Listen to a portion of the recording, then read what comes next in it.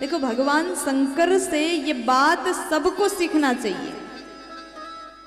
अगर कोई आपको सामने से गाली दे रहा हो, डांट रहा हो, चिल्ला रहा हो, हम लोग क्या करते हैं, किसी ने एक बार गाली दिया तो हम 2 गाली देंगे।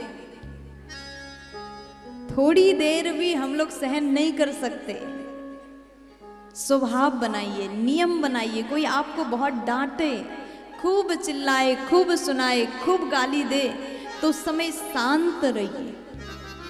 क्रोध के स्थिति में आकर के, क्रोध में आकर के आप उल्टा गाली मत दो। जो दूसरों को डांटता है, गाली देता है, उसका दोष उसी को लगता है। इसलिए आप सुन लो, जितना संभव हो, जितना आप सुन सको सुन लीजिए। जब अति हो जाए तो सहन मत करिए, वहां से उठ करके चले जाइए। जीवन में अगर सुखी रहना हो तो कभी दूसरों को डांटो मत। लेकिन हम लोगों का आदत है बहुत जल्दी रिप्लाई करते हैं, ये मत करिए। जब तक सुन सको सुन लो, जब नहीं सुन पाओगे चले जाओ। जो चिल्ला रहा हो अपने आप थक जाएगा, शांत हो जाएगा। अगर आप भी सुनाओगे, फिर वो सुनाएगा, फिर आप सुनाओगे, तो दिन भर खत्म नहीं होगा। इसलिए चुपचाप चले जाओ। भगवान ने यही किया। उनको जब बहुत गाली दक्ष ने दिया, भगवान चुपचाप वहां से उठ गए और कैलाश में चले गए। जैसे भोले बाबा चले गए, जाकर के अपनी पत्नी को तक नहीं बताया। इतनी सारी बातें हुआ, भगवान अपनी पत्नी को तक नहीं बताते हैं। इतना गंभीरता, सती देवी को कुछ भी नहीं पता। अब जैसे दक्ष प्रजापति ने देखा भोले बाबा चले गए, उसके मन में भाव आया, ये अपमान तो कम हुआ और ज्यादा अपमान करना था। अब कैसे करूं, क्या करूं? तो एक विशाल यज्ञ का आयोजन किया और उस यज्ञ में संपूर्ण देवी देवताओं को बुलाया, केवल भोलेनाथ को नहीं बुलाया। भगवान शंकर को छोड़ करके समस्त देवी देवता को बुलाता है। और उस निमंत्रण पत्र में लिखा कि आते समय कैलाश के मार्ग से आना, अपनी पत्नी को, देवियों को लेकर के आना, उसमें लिख दिया था। अब जैसे यज्ञ का दिन हुआ, समस्त देवियां गाती हुई सुंदर वस्त्र आभूषण धारण करके कैलाश के मार्ग से जा रहे हैं। जैसे सती देवी के कान में आवाज आया, दौड़ करके गई। सती देवी ने पूछ लिया, आप लोग कहाँ जा रही हैं? देवियां बोली कि आपके पिता के घर में यज्ञ हो रहा है, आपको जाना नहीं है क्या? हम लोग वहीं जा रहे हैं। सती देवी को जैसे पता चला पिता के घर में यज्ञ है, तुरंत कहती है, हम आने ही वाले थे, बस तैयार हो रहे हैं, आप लोग चलिए, हम पीछे से आते हैं। भीतर गई और सती देवी को लगा कि पिताजी के घर से तो कोई समाचार नहीं आया, निमंत्रण नहीं आया, हो सकता है पिताजी भूल गए हो। अपने पति के पास में गई, भोले बाबा को कहती, प्रभु चलिए ना, मेरे पिता के घर में यज्ञ है, हम दोनों को जाना चाहिए। भगवान बोले, देवी जिस जगह से आपको बुलाया ना हो वहां पर भूल से भी मत जाना, क्योंकि जहां से बुलावा नहीं आता, आप ऐसे ही बिन बुलाए चले जाते हो तो वहां आपको सम्मान नहीं मिलेगा, अपमान मिलेगा। और जहां जाकर के आपको अपमानित होना पड़े, कोई आपको अपमान करे, ऐसे जगह में गलती से भी नहीं जाना चाहिए। सती देवी को भगवान ने समझाया, मत जाओ, मैं तो नहीं जाऊंगा। लेकिन सती के मन में भाव आता है, पिता के घर में इतना बड़ा यज्ञ और हम ना जाए, ऐसा हो ही नहीं सकता। भगवान को मनाया, प्रभु चलिए ना, मेरे पिता के घर में यज्ञ है, चलिए ना, हो सकता है मेरे पिताजी भूल गए हो, इतने लोगों को बुलाया इसलिए भूल गए हो, इसलिए हमें नहीं बुलाया। भगवान बोले, ऐसा हो ही नहीं सकता। वो जानबूझ करके हम लोग को बुलाए नहीं, हम लोग को निमंत्रण नहीं दिया, वो नहीं चाहते कि हम लोग जाएं, इसलिए वहां पर आप भी मत जाइए।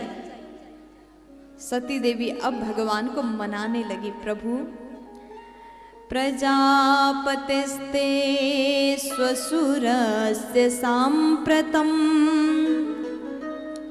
निर्यापितो यज्ञमहोत्सवः किल। वयं च तत्राभिसरामवामते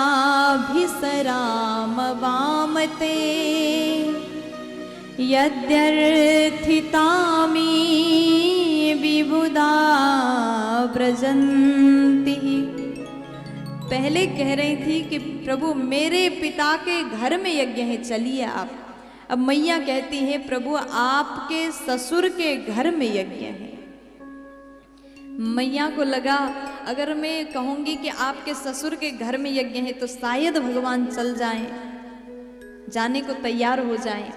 मैया ने खूब मनाया, लेकिन भगवान बोले देवी मुझे नहीं जाना, और मैं तो कहूंगा आप भी मत जाइए। लेकिन उस समय माता सती ने भगवान की बात को नहीं मानी, जिद करके चली जाती हैं। ठीक है मैं अकेली जाती हूँ। भगवान ने अपने गणों को साथ में भेज दिया। जैसे मैया पिता के घर में पहुंची, जैसे सती माँ अपने पिता के घर पहुंची, पहले मैया जी से मिलती हैं, अपनी माँ से मिलती हैं। माँ ने जैसे पुत्री को देखा अत्यंत प्रसन्न हो जाती, गले से लगाती हैं। लेकिन जितने भी बहनें थी हंस रही थी, मजाक उड़ा रही थी, व्यंग्य कर रही थी। अरे सती तू अकेली आई, तेरा पति नहीं आया। देखो दुनिया के हर व्यक्ति आपका मजाक उड़ा सकता है, कोई भी विपरीत दिशा में खड़े हो सकता है, लेकिन आपकी माँ हर समय हर परिस्थिति में आपके साथ खड़े हों। यहाँ पर गोस्वामी कह रहे हैं आप किसी के घर में जाओ और कोई आपको हंस करके मुस्कान के साथ में आपका वेलकम करे तो ये अच्छा संकेत है, लेकिन बहुत मुस्काना भी अच्छा नहीं होता।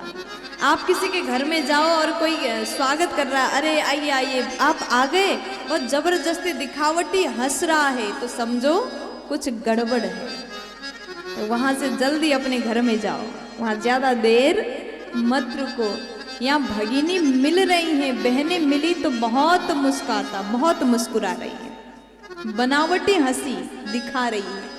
लेकिन मैया ने कहा कि मैं आप लोगों से बाद में बात करूंगी, अभी पहले यज्ञशाला का दर्शन करना है। मैया गई। जैसे सती माँ ने देखा यज्ञ में समस्त देवी देवता के लिए भाग है, केवल भोलेनाथ के लिए कोई स्थान नहीं, कोई भाग नहीं। देख करके माता सती को बड़ा क्रोध आया। पिता ने जैसे देखा, अरे सती तू आ गई, अच्छा किया कि आ गई, मैंने इसलिए निमंत्रण नहीं दिया था, तुम्हारे साथ में शंकर भी आ जाता, इसलिए नहीं, अच्छा किया अकेली आ गई। जैसे पिता की ये बाणी को सुन लिया, सती मैया को अत्यंत क्रोध आता है। आज मैया बोली, अरे दक्ष, आज पिता ने कहा तुमने ये गलत किया, जिस यज्ञ में भोलेनाथ के लिए जगह ना हो, स्थान ना हो, वो यज्ञ कभी पूर्ण नहीं हो सकता। इतना बड़ा यज्ञ कर रहे हो और भोलेनाथ का अपमान के साथ में शुरुआत कर रहे हो, ये यज्ञ कभी सफल नहीं होगा, सफल होने वाला नहीं। और जैसे मैं यहाँ आई, अब तो मुझे वापस जाने का मन भी नहीं कर रहा है, क्योंकि तुमसे मिला ये शरीर लेकर के अगर कैलाश जाऊंगी तो भगवान मुझे देख करके तुम्हारे नाम से बुलाएंगे, दाक्षायणी कहेंगे, जो मैं कभी सुनना नहीं चाहूंगी। तुमसे मिला ये गोत्र, तुमसे मिला ये नाम, तुमसे मिला ये शरीर, अब इसके साथ में कैलाश नहीं जाऊंगी, प्रभु के पास में नहीं खड़ी होंगी। क्रोध में लाल होकर के मैया ने योगाग्नि प्रकट किया और अपने शरीर को वहीं पर जला करके भस्म कर दिया। माता सती ने प्राण को त्याग दिया। सती मैया ने भगवान शंकर का अपमान जैसे देखा, उन्होंने अपने आप को नष्ट कर दिया। देखो कोई भी पत्नी अपने पति का अपमान नहीं सहन कर सकती, दुनिया से लड़ जाएगी, लेकिन अपने पति का अपमान सहन किसी भी पत्नी से नहीं होता। मैया ने जैसे अपने शरीर को नष्ट कर दिया, ये खबर पहुंचा कैलाश में भगवान शंकर तक। भगवान को अति क्रोध आया, अपने जटा को निकाल करके जमीन में पटक दिया। वीरभद्र प्रकट हुए, भगवान के आदेश को लेकर के वीरभद्र गए, पूरे यज्ञ में तहस नहस किया, हर जगह अपवित्रता फैलाए, सब चीजें इधर उधर फेंक रहे हैं। जितने लोगों ने भगवान का अपमान किया था सबको दंड दिया।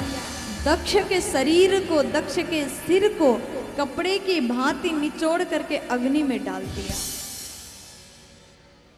सब यज्ञ नष्ट हुआ। तो उसके बाद में सब भाग रहे हैं, चिल्ला रहे हैं, हाहाकार मच गया, बचाओ बचाओ बचाओ चिल्ला रहे हैं। जितने भी देवता थे उपस्थित सब कोई भागे, ब्रह्मा जी के शरण में गए। आप तो विधाता है, आप ब्रह्मा जी आप बचाइए। ब्रह्मा जी बोले तुम लोगों ने अपमान मेरा नहीं किया, भगवान शंकर का किया, इसलिए माफी मांगना है तो वहीं चले जाओ। ब्रह्मा जी सहित सब कोई कैलाश गए, स्तुति किया, भोलेनाथ को मनाया। ब्रह्मा जी बोले प्रभु मान जाइए, इन लोगों से गलती हो गई है। अब मैं आपको वचन देता हूं यज्ञ के अंतिम भाग में सर्वथा आपका अधिकार होगा। जैसे ब्रह्मा जी ने कहा भगवान प्रसन्न हो गए। बोले बाबा अत्यंत प्रसन्न हो जाते हैं और भगवान शंकर दक्ष के यज्ञ में आ जाते हैं। भगवान के चरण पड़ते ही यज्ञ पूर्ण हो जाता है। बोलिए शंकर भगवान की जय हो। तत्पश्चात श्री सुखदेव जी कहते हैं दक्ष की पत्नी ने भगवान शंकर के सामने खड़े होकर के खूब प्रार्थना किया, प्रभु मेरे पति को जीवित कर दीजिए, स्तुति किया। तब भगवान ने दक्ष प्रजापति के शरीर में बकरा का सिर जोड़ दिया। दक्ष प्रजापति जीवित हुआ और स्तुति करके भगवान से क्षमा याचना करता है।